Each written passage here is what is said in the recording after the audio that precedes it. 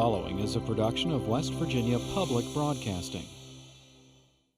Major funding for Doctors on Call is provided by a grant from the Milan Charitable Foundation. Other funding is provided by the Health Plan, a health maintenance organization serving West Virginia and Ohio since 1979. By the Center for Organ Recovery and Education, supporting Volunteers for Life through organ, tissue, and corneal donation.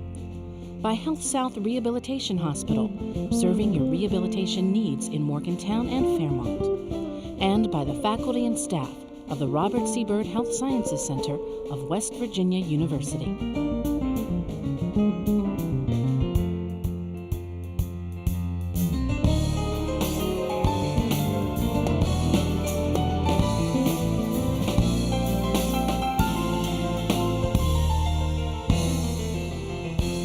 Welcome to Doctors on Call. Tonight's topic, vascular problems. An expert is here to answer your questions. Now here's your host, Dr. Maureen Hashmi. Good evening. You can think of your blood vessels as the highways and the main streets and even the winding country backroads of the body. The blood makes a round trip from the heart to nourish the body from head to toe. But when something goes wrong to alter the normal flow or to stop it, problems can arise. What's the best way to treat varicose veins? What are the symptoms of a blood clot? What can you do to prevent your blood vessels from getting blocked? We'll get answers to those questions and more tonight from our guest, Dr. Pamela Zimmerman, a vascular surgeon at WVU and the medical director of the WVU Healthcare Vein Center. If you'd like to ask Dr. Zimmerman a question, give us a call. Our phone lines are now open. Pam, vascular surgeons, they work on aneurysms to varicose veins. What's kind of the most common thing that you deal with on a daily basis? A lot of times people think of a vascular surgeon as a vein doctor, but vascular surgeons operate on any blood vessels in the body except for those in the brain and those of the heart. Some of the most common problems that we deal with are blockages in the blood vessels, whether it would be a blockage in the neck, in the carotid artery, or a blockage in the leg, in the femoral artery, or you can also have the opposite of a blockage and have aneurysmal disease or a dilation of a blood vessel. So those are some of the common disorders, are blockages or dilations or aneurysms of the blood vessels that we deal with. How about in terms of aneurysms? How do we kind of classify them? Are there multiple different types of aneurysms that patients can actually get? There are multiple types of aneurysms that somebody can have, and they can have them anywhere on their body. Lots of times people think, oh, it's in the brain, but actually there are many locations. You can have an aneurysm in your chest of your thoracic aorta. You can also have an aneurysm of your abdominal aorta. The aorta is the biggest blood vessel that you have in your body. It comes out of your heart, goes through your chest, goes through your abdomen, and then about at the level of your belly button, it splits into two. You can also get aneurysms in your legs. You can have an aneurysm behind your knee. You can have an aneurysm in your groin. So there are multiple locations where an aneurysm can occur. Most people don't realize that an aneurysm is a dilation of an artery. And whenever it gets larger, it can become a problem because it could rupture, potentially kill you, or if the aneurysm is in your legs or the arms, it could potentially clot off or not have any blood flow, so somebody could also lose a limb or lose a leg if the aneurysm would clot off behind the knee. Great. We actually have a caller already. It's Millie from Greene County. Millie, go ahead with your question. Yeah, I have a condition that's a rash on my legs. Progressive pigmentary purpura. They call it PPP. And I've had it for over 10 years, and it gets better and sometimes worse. But they've given me different ointments to put on morning and night. Sometimes they seem to help it, sometimes they don't. But they say the rash that I see is actually blood that escapes from the capillaries. Is actually what I'm seeing under the skin. But it just seems strange that something I could put on top of the skin would take care of that. Is that something that you actually deal with in the vascular side of things? That really is not something that I would commonly deal with. That sounds like something more a dermatologist would deal with, since it is at the skin level and putting cream on it. The things that we as vascular surgeons deal with are more blood vessels as far as arteries or veins, but not necessarily something, a rash on the skin More level. surface lesions. Okay. Millie, you could go ahead and look at our website at wvuhealthcare.com and, of course, talk to your family doctor also for further information about that. In terms, we were talking a little bit before about abdominal aortic aneurysms. What are some of the risk factors? How do people end up with these aneurysms? Some of the risk factors are genetics, a family history. If you have a sibling that has had an aneurysm or a parent, a first-degree relative, there's a 15% chance that you could also have one. Other risk factors are smoking. People that smoke get a weakened arterial wall and it can become aneurysmal. Also, patients with high blood pressure sometimes can have a weakened blood vessel or a weakened wall. But probably the two most common things are going to be genetics and also history of smoking. Okay, great. We have another caller on the line, Barbara from Kanawha County. Barbara, go ahead. Yes, I have had blood clots pretty much for the last 15 years, and they're being taken care of, but the blood clots did so much damage to my leg that it discolored the skin, and now I'm getting varicose veins. I wondered if there was anything I could do besides surgery to help increase the blood flow to that leg. This is a common problem with patients that have had blood clot or a deep vein thrombosis, because what happens is that blood clot destroys the valves of the vein and the vein no longer functions properly. The job of a vein is to carry blood from the feet back to the heart, and if the valve is damaged, sometimes the blood cannot get to where it's supposed to go, back to the heart. So you can get high blood pressure actually in your veins, and then what happens is you have a lot of extra fluid hanging around at the surface level, can break open, can cause some skin discolorization. Varicosities are also a problem that can come from the same underlying problem, a problem with the valves. If you've had a blood clot on a valve, it destroys the valve and the valve doesn't work properly. So blood should go one way from the feet to the heart, but it goes two ways. Other than there are operations that can be performed, but probably the number one thing to help somebody like this lady is compression stockings. The big thing, after a valve has been damaged, there is dilation of those veins and the blood can't get back up to the heart. If you wear a compression stocking, it helps to squeeze on the skin, helps to give a little bit extra support to facilitate getting the fluid out of the ankle, getting it back up towards the heart. So something to do without any surgical intervention at all is compression stockings. And even if you want to buy them at a place over the counter, you can get them at a pharmacy so that you can at least be wearing them to your knee. And then also you can get them from a family doctor, could write a prescription for compression stockings. And something else also that's beneficial is exercise. The more that somebody exercises, gets that blood flowing, gets the blood pumping back up to the heart is a good thing.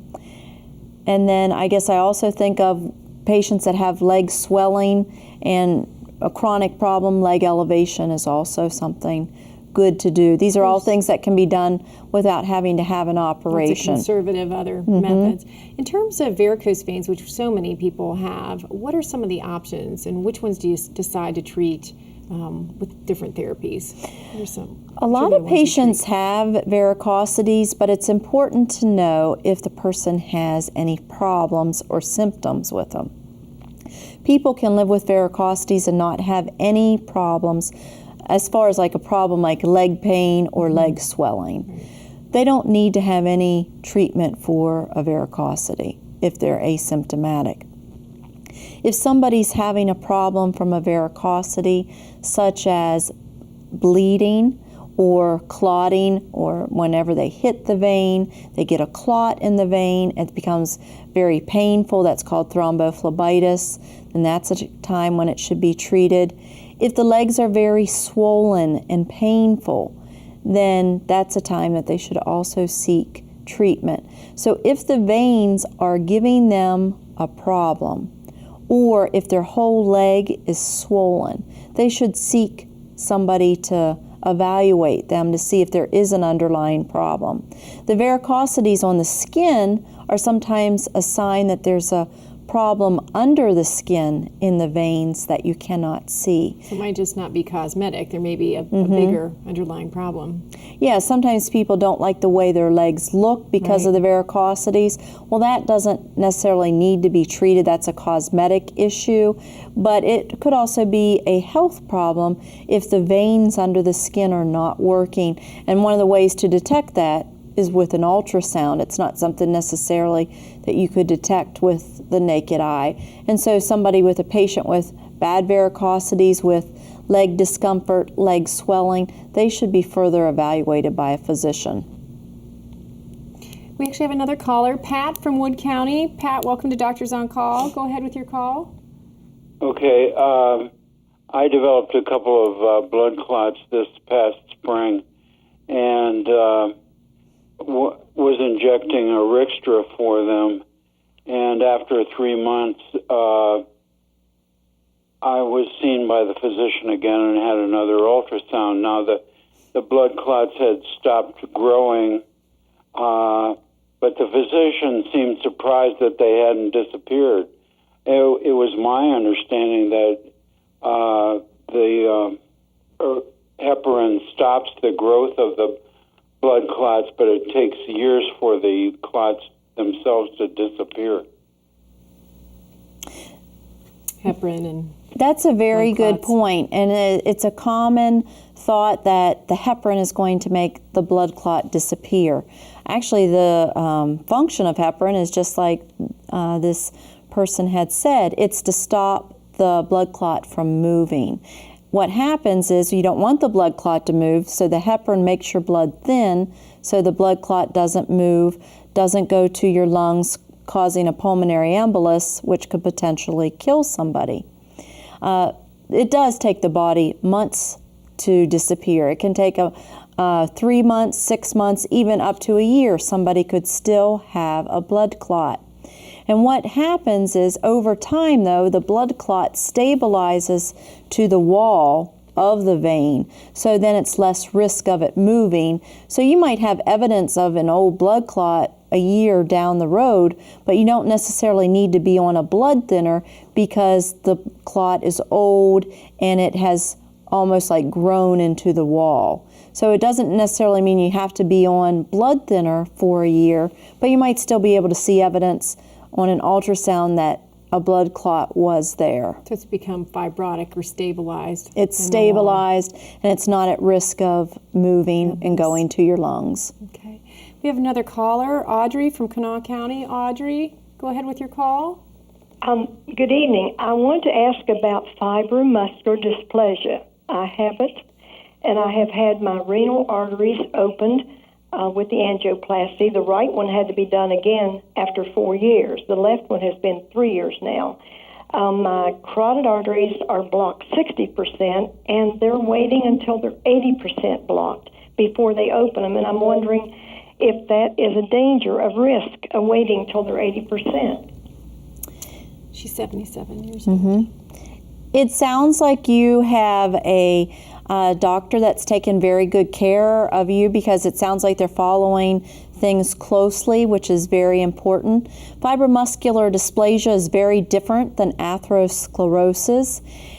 And I think that it's important sometimes when patients have an area that is narrowed or blocked, the natural tendency is, I want that blood vessel open. But the problem is, whenever you try to open a blood vessel, there are a lot of things that can go wrong.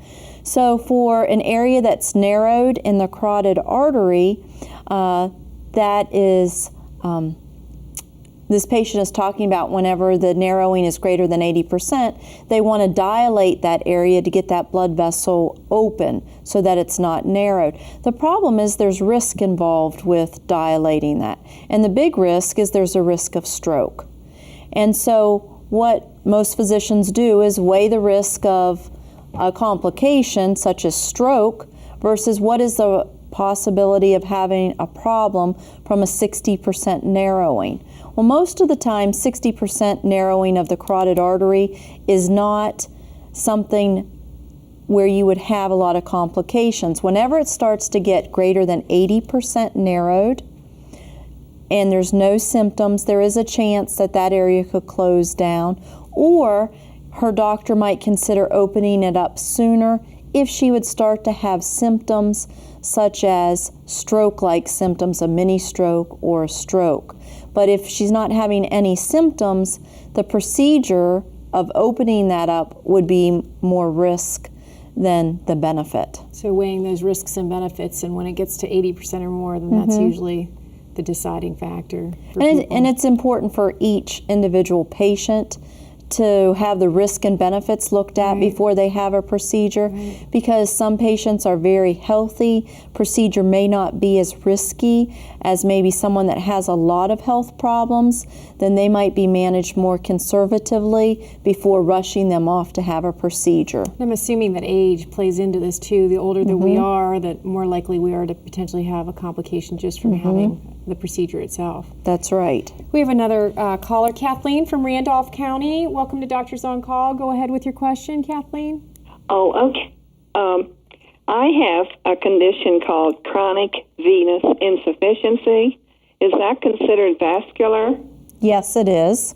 It's where the blood goes down and settles in your ankles and doesn't go back up to your heart. It goes into the fleshy part of your ankle, and it gets swollen and all red and everything. And I have to wear compression stockings. Is this a real serious problem? So chronic venous insufficiency, and how serious is it? Chronic venous insufficiency is also known to some people as venous reflux. And what this is the valves do not work properly in the veins. Blood is carried through the veins from your feet to your heart, and it should be a one-way system. So a valve should close so that blood can only go one way, but if that valve stays open, blood goes two ways, and that's called chronic venous insufficiency. It can become a very serious condition if it is left untreated, because what can happen is at the skin level, like she mentioned, it can become discolored, and you could possibly get even an ulcer, a venous ulcer, and then an ulcer can get infected and not heal. And some patients even lose a limb if they have an ulcer that gets infected and doesn't heal. The things that this person can do are things like she's doing, wearing compression stockings, trying to relieve the pressure at the ankle. There are also some minimally invasive procedures now that can be done for chronic venous insufficiency. Years ago, people would have their veins stripped, and you'd hear a vein stripping, and that would be the main superficial vein, saphenous vein, would be pulled out of the leg. But the recovery from that was 2 to 3 weeks. It was very painful. Now there are minimally invasive procedures where it's like putting a large IV into the vein, and the vein can be closed down in an office setting so blood doesn't go through that damaged vein anymore, and blood is shifted or rerouted to healthier, deeper veins that are deep in the leg. So there are minimally invasive procedures that can be done in the office now for chronic venous insufficiency. And it depends upon each patient. This is a patient that should probably be evaluated by her physician. If the stockings are controlling the swelling and the pain, then stockings are a very good treatment. But if she would progress to an ulceration, or if the stockings are not enough to help her, then she should have possibly be evaluated for a procedure. Options. Yeah, it sounds like there's been a big shift in minimally invasive, and even with abdominal aortic aneurysms now. You were telling me earlier that the shift is now not from opening those cases anymore, but really to do that minimally invasive with sort of a stent type procedure. Can you talk a little bit about that? The minimally invasive repair of aneurysms has really changed since the early 90s. It came to this country in the 90s, but it was first done in Brazil. But the minimally invasive approach is no longer it's a small incision, or sometimes it's even done through a needle hole in the groins, or a percutaneous approach. So there's two approaches, one through the right groin, one through the left groin. You get into the blood vessel, and then using X-ray, you're able to take pictures of the aorta, see where the aneurysm is. You can enter the graft through the blood vessel from the groin, bring it up into the aorta in the abdomen, open that graft up using X-ray vision. So you have a small hole a few millimeters in your groin, and the recovery is going home 24, 48 hours later. What's the success like for those kinds of procedures versus the open? Are they as successful? The open operation, whenever somebody is cut from their chest down into their pelvis, the recovery is, ICU stay, you're in the hospital up to a week.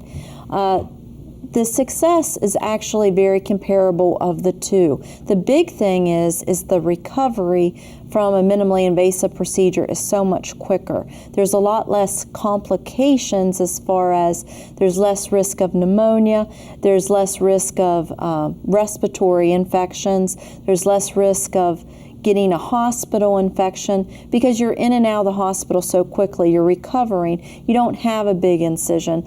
Patients can go back to work sooner. A recovery from a small incision in your groin versus a large incision the whole way down your chest and abdomen, it's a much longer recovery. Long term, the minimally invasive procedures do have to be monitored because the graft sits in place by pressure from the stent. So it does have to be monitored over time to make sure, one, that the graft doesn't move, and also people can get aneurysms above and below the graft. But once, with the open operation, the graft is sewn into place, so there's less risk of that graft moving. But both ways do repair the aneurysm, but I'd say about probably 85 to 90% now are having the aneurysms fixed with a minimally invasive way, just because it's so much easier on your body. The recovery is so much quicker. Really amazing, changing the face of medicine. We have another caller, Michael from Kanawha County. Michael, go ahead with your question. I had triple bypass surgery May 10th, and I'm taking Plavix and aspirin, 375 milligram, 325 milligram. And do you think that's too much blood thinner? So aspirin as a blood thinner. It sounds like this gentleman has had a bypass of his heart. Whenever you talk about having CABG, it sounds like he is on the Plavix and aspirin for his heart. And that's something that it's important to talk to a cardiologist or a cardiothoracic surgeon about for his heart disease. Okay, great. How about in terms of carotid artery stenosis? Is there a time that patients are recommended to get ultrasound or screening for stenosis, or is this something that we just screen for when somebody has symptoms? The majority of the time, patients are getting evaluated if they have symptoms or if they have something on physical exam that could suggest that they could have an area that's narrowed or blocked in their neck. Some of the symptoms that somebody could have is something like a mini stroke, where they could feel like their arm, their leg becomes weak, or paralyzed. Also, sometimes patients have vision changes, as if there's a shade coming down over their eyes. And those are signs of a mini stroke, and those are things where you evaluate the carotid artery. Something that a lot of screening now is being done in some of these, you hear of life screening or at the mall, and sometimes people will have screening of like cholesterol levels, and then some people will have an ultrasound machine and they will look at the carotid arteries if they would be at risk, such as somebody would be like a smoker or high cholesterol. Wow, great advice tonight. Wonderful, amazing advances we've really made in this area. Well, we've been talking about vascular problems tonight with Dr. Pamela Zimmerman. Thank you so much for being with us. If you'd like more information, talk to your family doctor or visit our website at wvuhealthcare.com. For Doctors on Call, I'm Dr. Maureen Hashmi. Good night and good health. Join us again next week for another edition of Doctors on Call.